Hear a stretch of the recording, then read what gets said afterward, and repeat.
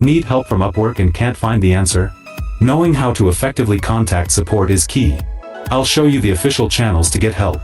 Welcome back to Guide with Samuel. Upwork has a large help center, but sometimes you need to talk to a person. The best way is through the Upwork Help Center. Go to the support page and navigate to your specific issue. You'll often find a Contact Us button at the bottom of help articles, which opens a ticket system. You can also try their official social media channels like Twitter for less complex, quicker queries. A crucial pro tip: be clear, concise, and polite in your request. Provide all relevant information, like your profile URL, contract IDs, or screenshots, right from the start. This helps the support agent understand and resolve your issue much faster.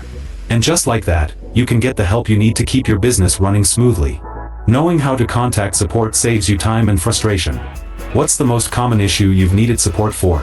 For your final question, subscribe for our next video on why your Upwork account might be locked. Thanks for watching.